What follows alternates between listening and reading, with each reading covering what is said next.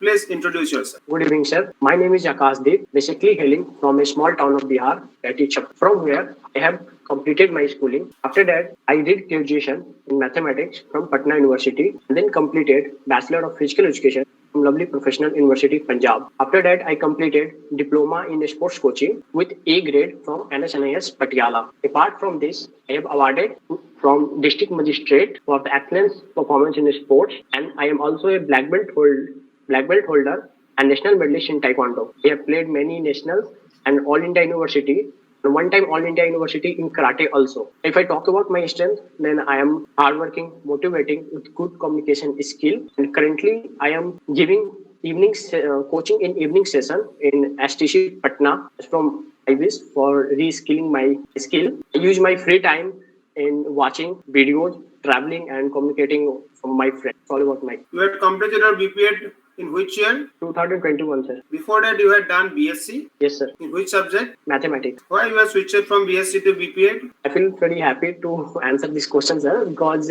since I have already told you that I have won medal in national. So, sir, I am in sports since childhood. From the 6th class, I was in the sports and continue playing and studying, balancing all these things. So it was already decided from my side that I have to choose such type of career in which I will attach to sports and education both. So it was already decided that I have to do BPEd. At that time, I was not able to, I have no knowledge that there is a course like BPES or BPS. So I did mathematics and then switched to BPEd, and then also completed diploma in. Right now, what you are doing? Right now, sir, I am preparing for the KVS and taking one session, evening session in STC Patna, Science STC Patna. That session is of Taekwondo? Yes, sir. It's of Taekwondo? Yes, sir. Okay, fine. How will you motivate students to take part in Taekwondo? Yes, sir. I will tell the student that nowadays it is very compulsory for all the students to know the basic self-defense. I will show them some videos of the famous players from the foreign and also from my country. I will show them how to build, how to kick, the different types of kick, and the basics of self-defense. See, the basic of self-defense is okay. But आज के date में parents अगर self defence compulsory है तो parents के पास बच्चे भी है. पेरेंट्स नहीं चाहते हमारे बच्चे, एक ही बच्चा है और वो बच्चा इंजर्ड हो. जी सर. तो सर मैं सबसे पहले पेरेंट्स से बात करूंगा, उनको मैं अपनी तरफ से गारंटी दूंगा, इंश्योर करूंगा कि आपके बच्चों को कोई इंजरी मैं होने नहीं दूंगा. मैं जो भी बच्चे होंगे उनको मैं डायरेक्ट टाइकोंडो में सर इंजरी तभी हो सकती है जब वो फाइट करेंगे, कॉन्टैक्ट में आएंगे. तो मैं उन्हें बोलूंगा कि मैं पहले इन्हें बेसिक्स सिखाऊंगा, लाइक किकिंग. अगर कोई किक करता है तो ब्लॉकिंग, लोअर ब्लॉक, अपर ब्लॉक कैसे होते हैं, और फिर मैं उनको लाइन में लगा के एक एक बच्चे को, जैसे 30-40 बच्चे को उनको लगा के एक एक बच्चे को इंडिविजुअल डेमोन्स्ट्रेशन करके ब्लॉकिंग ये सिखाऊंगा. और उसके बाद मैं उन्हें नॉन कॉन्टैक्ट फाइट कराऊंगा. नॉन कॉन्टैक्ट फाइट में सर ये होता है कि दोनों को बॉडी पर टच नहीं करना होता है, बस एयर में उनको किक करना होता है और शिफ्ट करना होता है. तो इस तरह से सर उनमें कॉन्फिडेंस भी आएगा और वो स्किल भी सीख जाएंगे अच्छे से, और जब वो स्किल सीख जाएंगे तो सर वो इंजर्ड नहीं होंगे. What you know about KVS and its position of Taekwondo? KVS में Taekwondo का पोजीशन क्या आपको पता है? Yes sir. सर इस KVS में Taekwondo अच्छा है सर. हमारे यहाँ बिहार में भी कुछ बच्चे हैं जो KVS से आगे निकले हैं. इसका सर मैं 2-3 एग्जांपल दे पाऊंगा सर. अभी जैसे मैंने आपको बताया कि मैं शाम में एक सेशन लेता हूँ साइंस STC पटना में सर. यहाँ पे एक बच्चा आता है KVS का है सर. वो शुरू से KVS करता है, तो मैं उसे ट्रेनिंग दे रहा था. तो पिछले साल 2022 में उसने सर नेशनल लेवल पे जो KVS का होता है उसमें सर उन्होंने गोल्ड जीता है. और वो लेकिन NJ5 हुआ नहीं तो वो गया नहीं. वो इस बार पार्टिसिपेट करेगा. और सर मैं अगर 2-4 साल पहले की एग्जाम्पल दूं, जब साइड में एक और बच्चा था, वो बेगूसराय KVS से था सर. तो वो उसको भी मैंने थोड़ा सा सिखाया था, बताया था, और वो खुद करता भी था. तो वो सर KVS से वर्ल्ड टाइकोंडो चैंपियनशिप, KVS से नहीं मतलब KVS से खेलता था, वहां से NJ5 जाता था और इतना अच्छा हो गया कि सर वो first world cadet taekwondo championship भी खेलने गया था अजरबैजान, और KVS ने उसे पूरा सपोर्ट किया था. देखिए बच्चों के साथ एक प्रॉब्लम है. Yes sir. क्योंकि आजकल पेरेंट्स के पास अवेयरनेस बहुत. Yes sir. पेरेंट्स इस बात का अवेयर है कि टाइकोंडो ओलंपिक में नहीं है. सर ओलंपिक में है सर.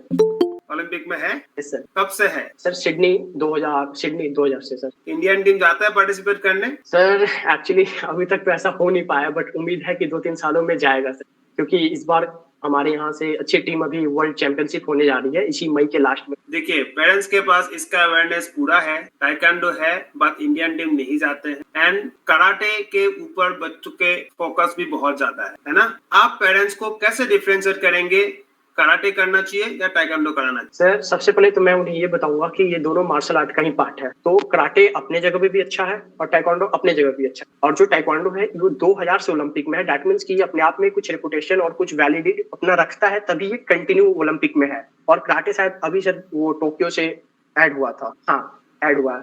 तो दोनों सेल्फ डिफेंस है।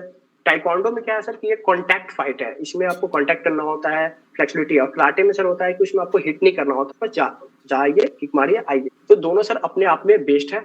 अगर आपके बच्चे को जो बेस्ट लगता है आप वो सिखाइए।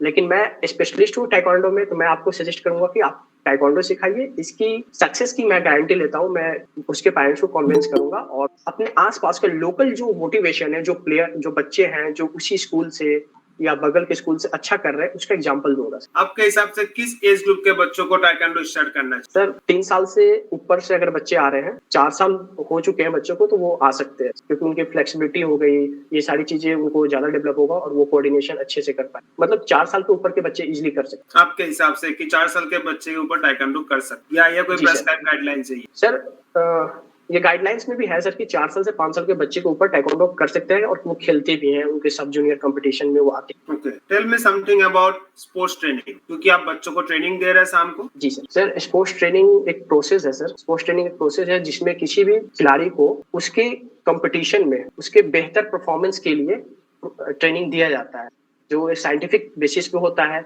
जिसमें उसके जितने भी मोटर कंपोनेंट्स हो गए, टेक्निक हो गए, टैक्टिक्स हो गए, इस पे वर्क किया जाता है। अपार्ट फ्रॉम टाइकोंडो आप और क्या गेम सिखा सकते हैं? अपार्ट फ्रॉम टाइकोंडो सर मैं उन्हें बैडमिंटन, वॉलीबॉल, फुटबॉल, कबड्डी, ये सारा बीपीएड के दौरान किया है, मैं उन्हें बता सकता हूँ।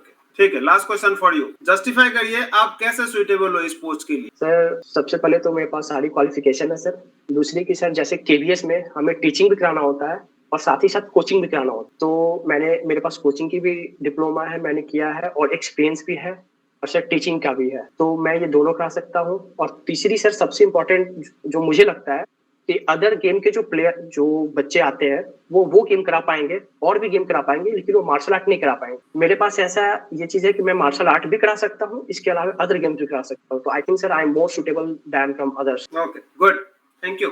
Yes sir. हाँ, please don't take it otherwise. Okay, आपको बुरा नहीं लगना चाहिए।